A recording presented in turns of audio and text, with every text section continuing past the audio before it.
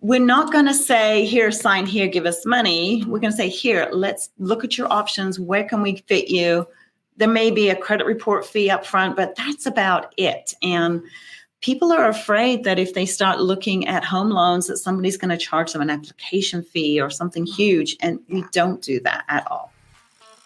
Hello, and welcome to Real Loan Talk, the podcast where we unlock the secrets of creative financing and real estate. Hosted by Sonia Morgan from S.J. Morgan Private Lending Exchange, this show is your go-to source for expert advice on mortgages and real estate investments. Whether you're buying your first home, managing your investment portfolio, or considering a reverse mortgage, Sonia's insight will guide you through the process. Get ready to learn, grow, and achieve your financial goals. Let's dive into today's episode. Welcome today to Real Loan Talk with Sonia. And I am really excited today to have a good friend of mine and now associate at the same company, Christine Foreman. Welcome to the show today. Thank you. We are going to be talking about all things loan on Real Loan Talk with Sonia. But today we are going to specifically talk about first-time home buyers programs. What are some of the pros and cons? And one of the reasons that we're talking about that is because Christine is an expert at first-time home buyer programs. She's really great at them. And I'm a little low-key jealous of how good she is at them. But I'm so glad to have her around because I know that she's going to be super helpful for me in that. But just also, I always know that I have a good place to send the clients that need extra special care in the first-time home buyer program. So thank you so much for being here today. Well, thank you for asking me to do this today.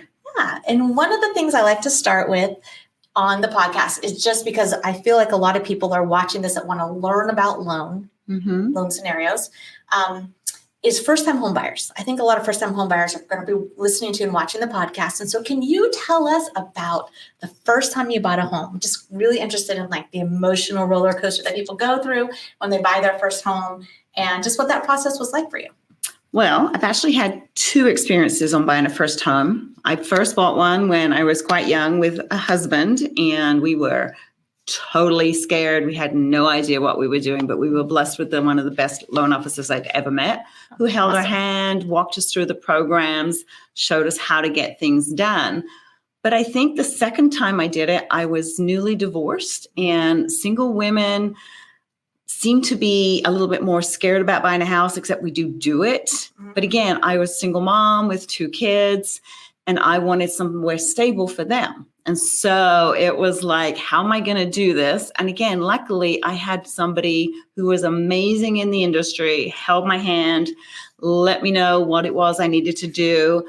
And I always tell people I feel like I sold my hair to buy that house because some people might. Because it was like I pulled money from my 401k. I had help from a friend and all sorts of different things just to get that money to be able to close on my home. And once I got it, it was the best feeling ever. And it was a place I could call home. I still call that place home 28 years later. It's very cute. I'm still in the same house. But it was so scary. And I have to tell you that my income versus my house payment, those ratios were like way off. I didn't quite make enough that I should. But got through that. That's scary, right? So scary. You brought up so many just good topics in that short story that we will cover today. One of them being, like I said, your first-time home buyers, and it wasn't the first home you bought. So we'll talk a little bit about how people misunderstand what that means by first-time home buyer. But then also, like, you had a payment that was uncomfortable for you. Yes. Right? How long was that payment uncomfortable for you? Probably the first 5 years. I had two teenage boys that ate a lot of food, and it was a struggle. But one of the things I tell my clients is there are certain things that we spend money on that we don't need to. I'm a big proponent of not buying fast food and Starbucks, things like that. Yeah, I'm always telling people, write down how much you spend on things that you don't really need, and then see how much you can really put towards that house payment. So what I think I hear you saying is maybe don't have the Starbucks, but buy a house. Yes, always. That's like a big joke, like amongst loan officers is, the people that want to have lots and lots of Starbucks, but can't seem to come up with down payment for a house. So if that's you, if you're feeling a little like we're talking about you, we probably are. Yeah. I actually had a client one time who thought that the house payment was $200 more than they can afford. So I had them write down everything time they went to Starbucks. They were spending over $300 a month just at Starbucks on their family of 4. We bought the house. Yeah. And I think people don't realize that. Like, that's a whole budgeting thing. People don't realize, like, hey, you can adjust your budget a little bit and afford a house where they maybe think that they couldn't. But I mean, kudos to you, because it sounds like that was a really hard to, purchase the house. But how is your house payment now compared to what you would be renting if you hadn't bought that? My house payment is so much less than the rent. My house payment is about this big, and the house is almost paid off. Like I said, I've had it a long time because I'm not good at moving. But luckily I bought a house that I could live with. So, but today's house payment, it would have been, it's kind of though, but if I look at today's wages in respect to what I was making back then, a house payment today might just be about the same because prices are higher, wages are higher. So everything kind of balances, I think. But that's the joy of like locking in a house payment, right? Even though it Yeah. feels high today, it's not high tomorrow, right? Because you get to lock that payment in. Yeah. And worst case scenario, if you're able to refinance at some point in time, the payment can even go down. Absolutely. Right? Yeah. What would make a payment go up? That's because a lot of people are afraid of that. Well, a lot of times people don't realize that the things that make your payment go up have nothing to do with the lender. We are not making your loan payment change. It's your property tax and your homeowners insurance. Homeowners insurance is huge here in California right now, and there's a lot of changes, and they are upping your premiums slowly on those kind of things. And then our property taxes, even though in California, they're basically set by what you bought the house for. They can go up 2% per year because that's part of the Proposition 13. And if you do improvements that require a building permit, you put in a swimming pool. When I put in a swimming pool after 10 years, my sons had already moved out, put in a pool. My property taxes went up because I'd increased the value by putting something of value in. But your payment that we collect as a lender never changes. Yeah. Yep. I think that's really good. I mean, that's good to notice. Another thing that will make your payment change is, like she said, if you decide to refinance and pull cash out, there's a good chance that will also increase your payment. So, yeah. Yeah. And it's funny when people think about the interest rate. One thing that a first-time buyer doesn't realize is nobody keeps a mortgage on average more than 7 years.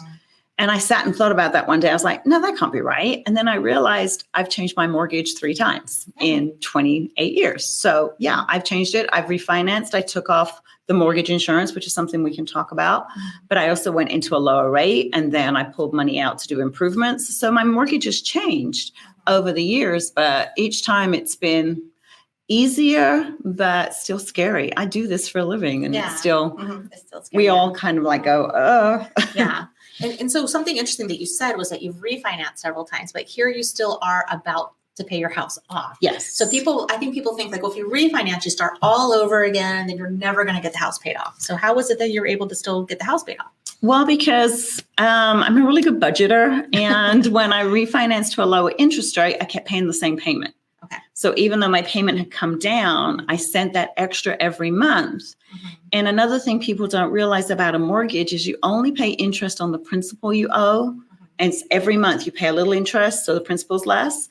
If you just sent one extra payment a year, somehow the math works out that you can take 7 years off of a mortgage. Yeah. So if you send an extra $100 or even $20 a month, you will shorten the term of your mortgage.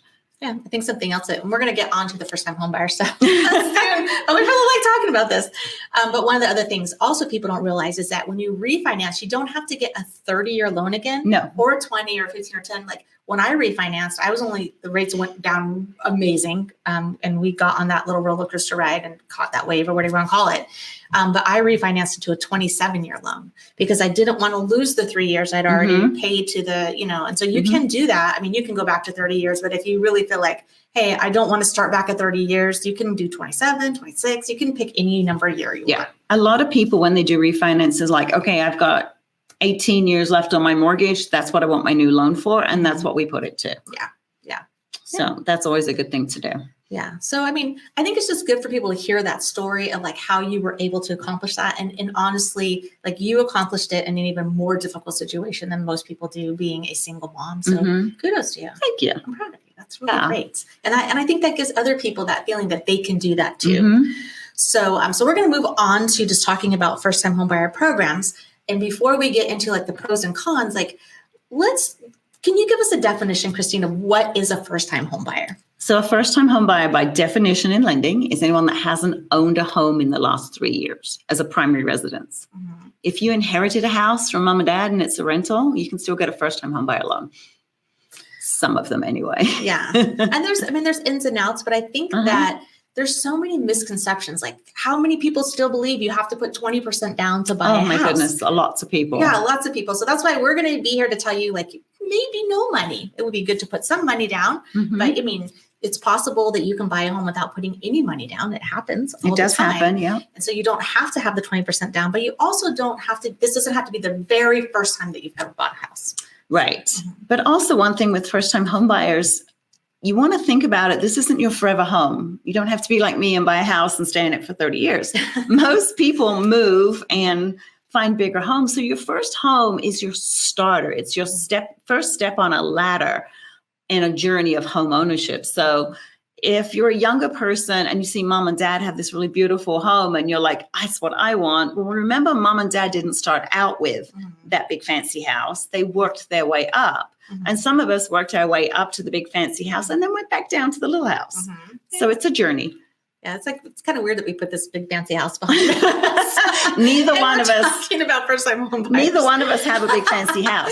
yeah. Which is, I think, for us, it's the secret to like getting our houses paid off, and and here we are, loan officers, and working towards paying off our house. Yes, but I mean, to each their own, right? I mean, I just actually had breakfast with a financial planner this morning and was talking about like, what's the benefit of double house payments versus putting in a Roth IRA? So, I mean, you always have to think about what is the best thing in your life. But just getting into like first-time home buyer programs, let's talk about what are some of the pros, the good things about doing first-time home buyer programs. Well, the good thing is you need a lot less money down. There are some programs that require, like we said, no money down.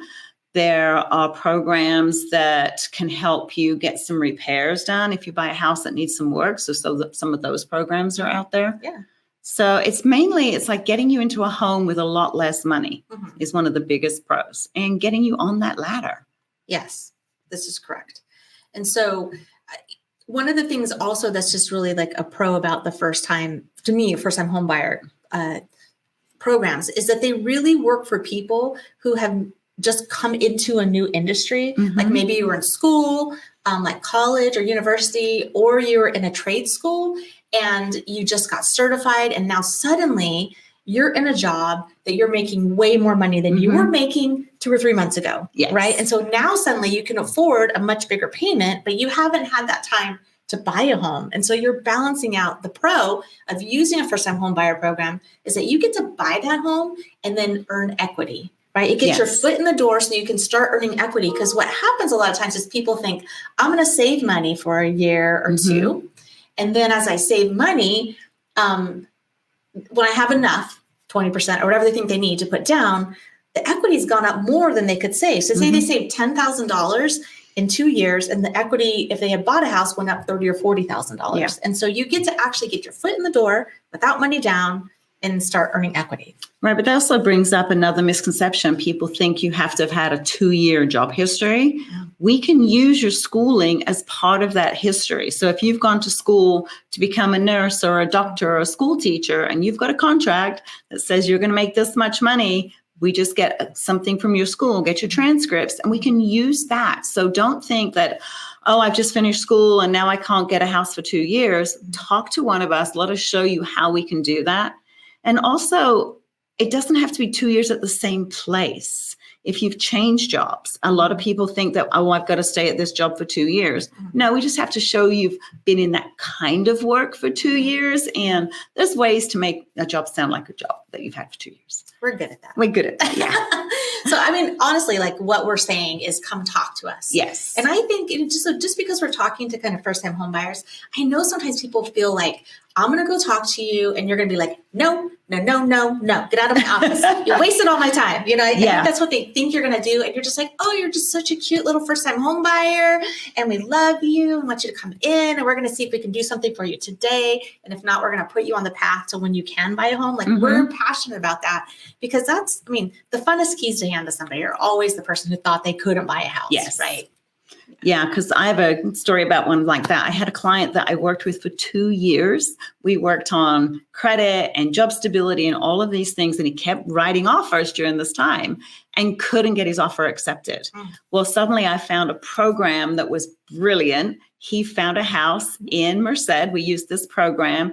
He got a brand new house, but he stuck with me for 2 years. And then we got him into this house, and him and his family are just loving life because they bought the house and it has gone up $60,000 in the 2 years he's lived there because it was in a new subdivision, and each version of the subdivision, the value went up. Wow. So he's one of my favorite people. We worked really hard.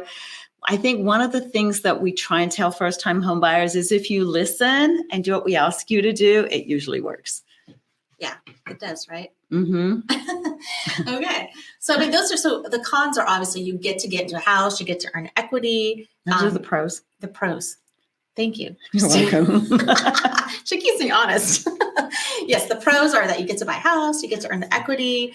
You don't have to have you've been in a job, for 2 years. You could have just gotten out of schooling and those types of things. What are some of the cons? Right, I said that right. Yes, the cons. Yeah, what are some of the cons?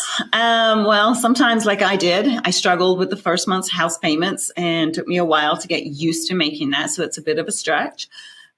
Sometimes people look at it as a con that you don't have any equity when you first buy it. A lot of these first-time home buyer programs are either 100% or even like 102% of what the price was. So some people think that is a negative, but that turns around pretty quickly here in California because of the fact that our equity grows at a specific rate. No matter what the market's doing, house prices keep going up. And even if they dip a little, they will always come back. So those are some of the main cons. And if you buy a home in a brand new home, some people you don't know what the subdivision is going to be like. Who are my neighbors going to be? But, you can choose where you want to live. And I guess sometimes people think a con is owning a house is an anchor. A lot of people these days think, I'm going to rent so that I can move around more often. But if you rent, you're buying somebody else's house for them. Yeah. And I do have to say, I grew up in a family that my dad was in the Air Force and we moved around a lot. And my dad was like that. He was very resistant to buying a home. And at 28, I got my realtor license and got into the industry and loved it and was so hard to convince my parents to buy a home. And my dad finally bought a home 12 years before he passed. And it was in North Carolina, not in California. And he earned a little tiny bit of equity on it. And then we moved my mom back to California 4 years ago. And she already has $150,000 worth of equity in the house that she bought here in California. And it would have set her up much better had they have bought a house. Yes. Because she came back, she's like, my payment can't be higher than this, and it was like, well, the only way to make sure that happens is that we buy you a home, and so, so yes, my dad had that feeling. He didn't want to be tied down, but it also left them without the security, towards the end of their life that you get from owning a home. Yeah. Cause I take off to my dad evidently, because my dad bought his one and only house.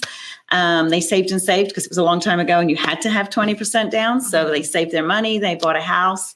My mom still lives in that house. She's 94 years old, doesn't have a house payment. She just has to pay the taxes and the insurance.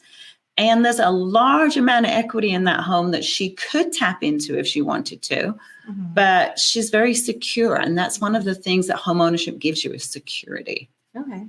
So also con-wise, when you're utilizing down payment assistance programs, because you are going to, like Christine said, you're going 100 and above % loan to value. You're actually could be upside down. That's a bigger risk for the bank. Yes. And what happens when the risk is bigger? We get higher interest rates. We get higher interest rates. So if you're somebody that can even save 3.5% or 3% to put down, we can get seller concessions, and you don't have to be in one of these programs, and you will have a much better interest rate and better payment. So that's one of the cons, I feel like, is that you are paying a little more But like I said, if you're somebody who suddenly is making a lot more money Right. and you're just thinking, I have to wait, it might make more sense to get into a program. Yeah. But one thing to keep in mind, even though rates are a little high, and they're not that much higher, it's a small amount higher. When you're buying your house. If you're renting, your interest rate's 100% and you're buying somebody else's house for them. What do you mean by that, by 100%? Because your rent is 100% interest, basically, because you're giving that to somebody else. You're not getting anything in return except the pleasure of living in their house. And you never know when they're going to sell it or when they're going to ask you to move. There's no security in renting. Whereas if you buy your own home, it's a little bit of a struggle at first. And then, you go through. But another con, I guess, is the difference between renting and buying. You're now responsible for things that break. Ooh, yeah, that's kind of scary. Like, how do we get around that? Well, what I did is I pay for a home warranty. So basically, there's a program you can get. It's not your insurance. That's house burns down, insurance cover pays for it. But a home warranty, a lot of first-time home buyers, a lot of the programs require that you get a home warranty for the first year. And it covers things like the heat and air, appliances, things that can break in the house. It doesn't cover the foundation or anything like that, but mechanical kind of things that you can have in the house. And they're reasonably priced, and that can cover some of that dread about things breaking. Because I have a pool at my house, and my pool pump broke, and the home warranty fixed my pool pump. I was like so excited. It was like first time I used it, but I got my money's worth because of the cost of the pump. Yeah, that is good. And a lot of times when you buy a home, the realtor will suggest or highly suggest that you get a first time a home warranty.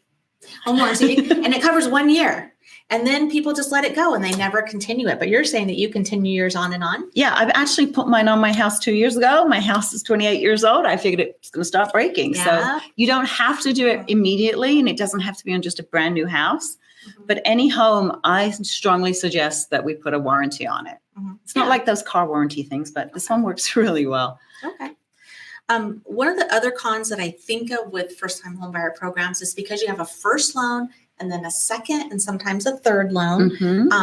How does that affect refinancing? What happens if I want to go refinance because the rates went down and I want to refinance? So that's where it becomes an issue, because mostly if you want to refinance, you have to pay off the second, the third, all those other pieces. Most of them do not stay.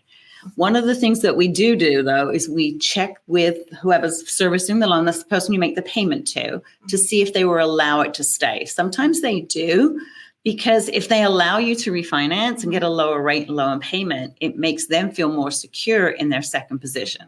So sometimes you can, but mostly you have to pay those off. Yeah. So what we're talking about is just like your rate and term refinancing. If you're just refinancing to change the rate, if you're wanting to cash out, like you're pretty much going to have to pay off. You've got to pay them off. Yeah. And some of them are silent. Some of them, like you don't make a payment on them. Some of them have interest. Some of them don't have interest. There's all different kinds of down payment assistance programs. And some of them allow you to refinance once. Yes. Right. So then that's kind of like, hey, like you better make sure it's a good time to refinance, because I have found that with a lot of my clients that I've done down payment assistance programs for, when the refinance boom comes around, it doesn't work for them. No. Because when they're having to take on that second and third, it's like, hey, you're still better off just sitting in the position that you're in, and there's no value. Yeah. And especially if you've got a second that you don't have to make a payment on. So the ones from the state of California that we use, there's no payment and you don't pay them back until you either refinance or sell the house. So you've got like, say, $14,000 worth of money that you're not paying a payment on. So if you refinance it, you're going to suddenly start paying on that additional 14. So when you look at those numbers, you've got to make sure that there's a benefit to you. Like you're actually saving money by refinancing. Yeah, and just keep in mind that when you own a house, like you will get so much junk mail. People telling you, like making you promises that are not true. And so it's good for you to go back to whomever did the loan for you to start with. Even if somebody sends you something, you think, this is fantastic, I want to do it. You should go back to your original loan officer, because they know what actually is for you. And these people that send you mail, they don't know anything about you. They don't even hardly know sometimes about the loan that you have, like very much. One thing that as a lender that we fight all the time though, during the process, like you've decided you want to buy this house, you want to get pre-qualified, is we run your credit, and then suddenly every Tom, Dick, and Harry gives you a call or sends you a letter to tell you that they can do so much better, because there's something in our credit reporting system that allows them to get a hold of you. And sometimes they'll pretend that they're calling on behalf of us. So if you get into assisting and someone calls and like, hey, I'm calling from XYZ lender. I know you're working with Christine. And you're just like, okay, thank you. I'll call Christine. So you'll get a lot of these things during the process. And then once you own a home, you get tons and tons of mail because you're now in the public domain because it's a public record when they record it. And I have people put it all in a bag, bring it in. If you don't understand it, we'll go through the bag, shred 99% of it.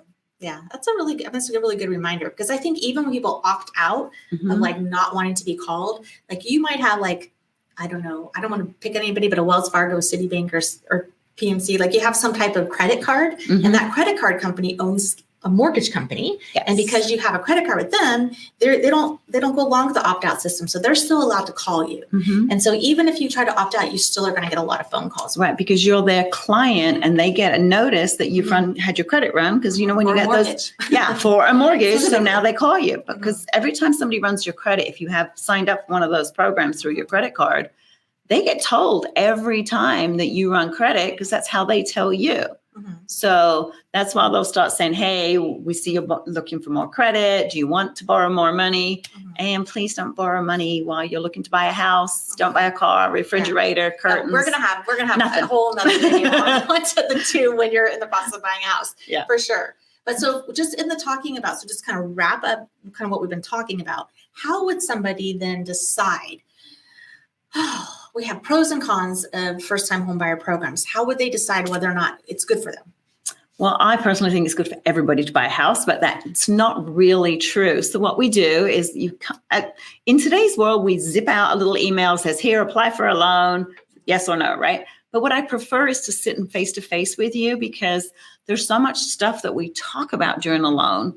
And because I've been doing this for a while, I can sort of tell when somebody understands what I'm talking about or whether I need to restate it a different way. Plus, it's easier to ask questions.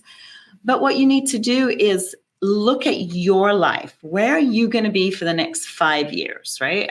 Are you going to get a raise at work? Are you moving to Tennessee? What are your plans for the next 5 years? And if you have a 5-year plan that says, I'm going to stay in this area for the next 5 years, I'm going to get promotions at work for the next 5 years, or my job is good for 5 years. It's sort of a 5-year grouping plan. And if you can say that, yes, I'm going to stay in this area. Yes, I've got a good job for 5 years. And yes, I want to buy a house, then we would move forward with buying a house. So I always like the 5-year plan because that's a good study amount. But I think also what I hear you saying is that they should come in and meet with you. Yes, meet face to face. Face to face. I like that too. I always, first time home buyers, so when they call me and I say, well, we should probably get face to face. And they ask me, how long is it going to take? And I want to say like a half an hour, because that's how long sometimes a loan app can take. But with first time home buyers, it's like an hour and a half, sometimes 2 hours, because there's so much to go over that you're unaware of. And I like to make sure that you completely understand the process, the closing costs, which we have to do a whole nother video about. Just some closing costs. And when I'm talking about down payment, there's like thousands and thousands of dollars that you spend so just to buy the house that aren't even part of the house cost, or the purchase price of the house. So there's a lot to go over. So I would definitely say, like, don't be nervous. Like, it's okay. We love you. We want you to come in. We're going to dedicate a couple hours, an hour or two of our time to talk with you and teach you the process, and just kind of go over whether or not a first-time home buyer program is good for you. Yeah. And one thing to keep in mind, you can come into our office. We'll arrange it around your schedule, and we don't charge you for this. Correct. This is something you come in, we sit and we talk, and we see if this is a good fit for you as well, because we're not going to say, here, sign here, give us money. We're going to say, here, let's look at your options. Where can we fit you? There may be a credit report fee up front, but that's about it. And people are afraid that if they start looking at home loans, that somebody's going to charge them an application fee or something huge. And we don't do that at all. Correct. And there will be some upfront fees when you actually get into contract that will come from the house, like inspections and things. But if you get with the right lender, you won't get that far unless you're for sure that you're going to be able to buy that house, and what I do hear stories about some people, first time home buyers, that get into contract, start paying all these fees, and they don't end up with that house, and they got some wrong, advice on things or whatever. But it shouldn't. Yeah, you should definitely be with somebody that you can trust and not feel like a lot of stuff is paid up front. Yeah, and I think another thing that we should have a podcast on is the difference between pre-proved and pre-qualified. Ooh, yeah, definitely. There's so many things. There's so many things. So if you found this helpful to you and you would like to hear more about this process of first-time home buying, subscribe below and we'll talk more. Maybe next time we should talk about down payment. I mean, what is a down payment? What are closing costs, and go over some of those closing costs? Yeah. In a podcast in the near future. Yeah, and absolutely. Reach out to us if you have questions. We're always available. There's no silly questions. They're all very important. This is correct. That's why we're having the Real Loan Talk podcast, because we're just going to talk about everything for real. Yeah. Like nothing fancy, just what's really happening in the world of loans. So thank you for joining us today. Once again, if you're interested in learning more, subscribe below, and we look forward to talking to you again in the future. And thank you, Christine, for joining us today. Well, thank you for allowing me to be here. This is great fun. Thank you.